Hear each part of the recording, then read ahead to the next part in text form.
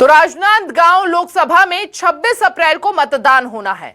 उससे पहले प्रदेश के उप मुख्यमंत्री विजय शर्मा ने तूफानी दौरा कर कहा और भाजपा प्रत्याशी संतोष पांडे के पक्ष में मतदाताओं से वोट मांगने की अपील की। साथ ही इस दौरान डिप्टी सीएम विजय शर्मा ने न्यूज 24 मध्य प्रदेश छत्तीसगढ़ से कार में खास बातचीत की और अपनी संघर्षों की कहानी बयां की।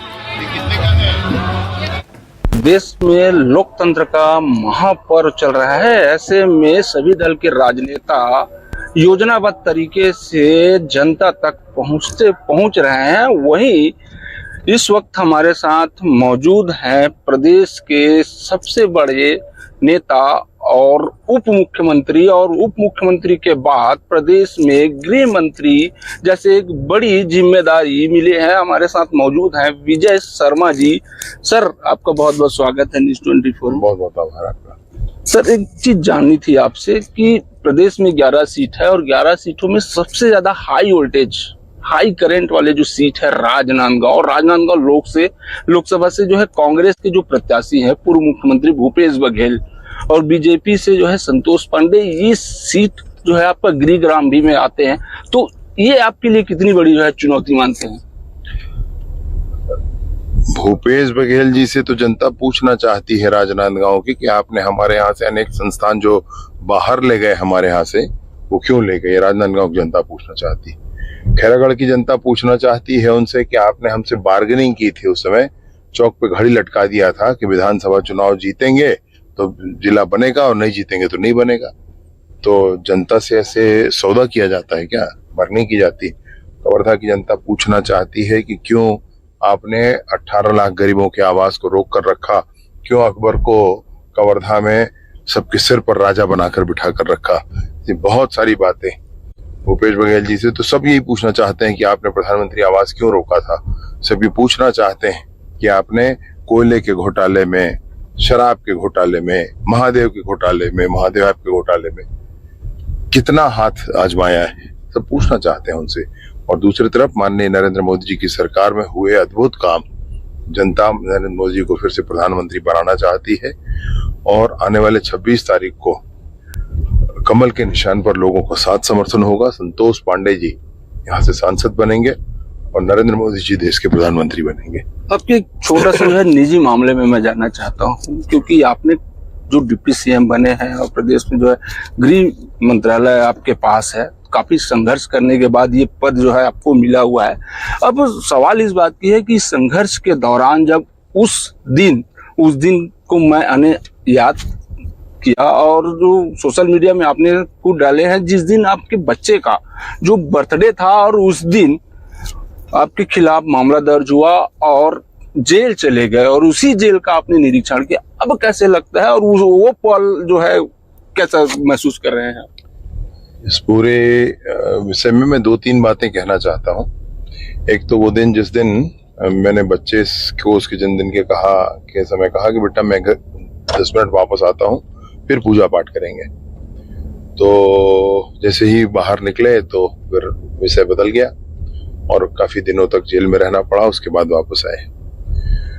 बड़ा ही अजीब समय था। जेल में ही दिवाली थी और सब कुछ, सारे त्योहार वहीं थे। उसके बाद मैं उसी जेल के निरीक्षण के लिए जब गया था तो मुझे भाजपा के कार्यकर्ताओं की ताकत पर विश्वास हुआ था, मुझे देश के लोकतंत्र पर विश्वास हुआ था। ऐसे ही प्रधानमंत्री आवास के विषय को लेकर के हम लोग आंदोलन कर रहे थे। मोर आवास मोर अधिकार रोक के रखे भूपेश सरकार। मोर आवास मोर अधिकार आंदोलन जिसकी शुरुआत छत्तीसगढ़ कवर्धा से ही हुई थी और मैंने ही छत्तीसगढ़ में उसको पार्टी के निर्देश पर देखा था। उस आंदोलन में जब हम लोग विधानसभा का घेराव कर रहे थे तो दोनों टांगे पकड़कर खींची गई थी और उसमें शर्ट और पीठ सब कुछ फटा था।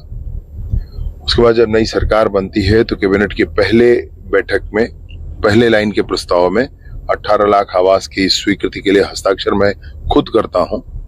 इससे बड़ा सुख नहीं है दुनिया में। आपने जिस बात के लिए जद्दोजहद आपके मन में रही हो और फिर आपको ही वो पूरा करने का अवसर मिलता है। जब 18 लाख गरीबों के लिए आप सोच कर आवास पर हस्ताक्षर करते हैं तो कितना सुखद समय होता है। बाद में उसके बजट प्रावधान सब कुछ किए गए। ये बहुत ही अद्भुत अविस्मरणीय क्षण है। और अकल्पनीय है, मैं अवर्णनीय है, इसका वर्णन करना भी मुश्किल है। मतलब ये है कि मैं ने जो महसूस किया मैं शब्दों में उसको बता भी नहीं पाऊंगा आपको। क्या लगता है जिस पद में आप फिलहाल हैं और वो कभी पद आपको मिलेगा, हासिल होगा, ये जो पद में है उसका श्रेय जो है आप किसको देना चाहते हैं? नहीं, मैंने तो जिंदगी में कभी नहीं सोचा था कि ये सब हो जाएगा। ये भाजपा के संगठन को श्रेय है इस बात का, जो मेरे जैसे छोटे से कार्यकर्ता को का भी चयन इस दायित्व के लिए कर सकते हैं। मैंने तो सिर्फ मेहनत करना ही जाना है और मैं सोचता ही वही हूँ कि यही रास्ता मैं जानता हूँ, वही रास्ता लोगों को बता सकता हूँ। मेहनत, धैर्य के साथ, ईमानदारी के साथ मेहनत, आपको ना बोलना पड़े, आपका काम बोले, ऐसे ही मेहनत करने से मैं सोचता हूँ कि उपलब्धि हासिल हो सकती। कांग्रेस ने जो है घोषणा पत्र जारी किया है, महिलाओं को प्रति वर्ष 1 लाख रुपए देने का जो है घोषणा की है, इस पर क्या कहेंगे? कितना जो है बेहतर हो सकता है ये, या झूठा कहें या क्या कह सकते हैं इसको? देश में सरकार बनाने के लिए 273 सीटें चाहिए होती। कांग्रेस तो उतने पे चुनाव ही नहीं लड़ रही है, उसकी तो सरकार ही नहीं बननी, पहली बात। दूसरी बात, फिर कांग्रेस के घोषणा पत्र का अर्थ ही नहीं होता है। दूसरी बात यह है कि पिछले विधानसभा चुनाव में कांग्रेस ने ही छत्तीसगढ़ में महिलाओं को 500 रुपए प्रतिमाह देने की बात कही थी। कभी लौट कर इस वादे की तरफ नहीं देखे। तो जनचर्चा का विषय तो ये है, माताओं बहनों के बीच चर्चा का विषय तो ये है कि जिसने 500 रुपया महीना नहीं दिया वो 1 लाख रुपया महीना क्या देंगे। और दूसरा महत्वपूर्ण विषय ये है कि इनकी सरकार ही नहीं बन रही, उतनी सीटों पर ही नहीं लड़ रहा है तो सरकार नहीं बन रही। सरकार नहीं बन रही तो घोषणा पत्र का क्या मतलब? और ऐसी स्थिति में आप कुछ भी घोषणा कर दें। कवर्धा की जनता काफी आपसे उम्मीद कर रहे हैं, कवर्धा के लिए क्या ऐसे नए सोचे हैं जिससे कवर्धा के युवा हो या किसान हो या जो महिलाएं हैं उसकी जो है उन्नति हो, प्रदेश का उन्नति हो, शहर का उन्नति हो? देखिए, अमेरिका में एक कहावत है ना कि अमेरिका धनी इसलिए नहीं है कि वहां अच्छी सड़कें हैं। अमेरिका धनी है तो वहां अच्छी सड़कें हैं, वरन ये कहा जाता है कि अमेरिका की सड़कें अच्छी है इसलिए वो धनी है। ऐसा ही है, यहाँ पर सिंचाई के पर्याप्त अवसर हैं। एक तरफ पहाड़ है, दूसरी तरफ मैदान है, तो सिंचाई के बहुत सारे प्रोजेक्ट यहाँ पर होने चाहिए। मैं ये सोचता हूँ आवाजाही के बहुत अच्छे साधन होने चाहिए। हमारे बहुत सारे नौजवान सेना में और यहाँ पर भर्ती हो सकें, इसके लिए नौजवानों के लिए बहुत अच्छे खेल के मैदान होने चाहिए, बहुत अच्छी लाइब्रेरी होनी चाहिए, कोचिंग सेंटर्स होने चाहिए, प्लेसमेंट एजेंसीज होनी चाहिए। ये आजकल के मॉडर्न एज के वो सारी चीजें हैं जिसकी आवश्यकता है।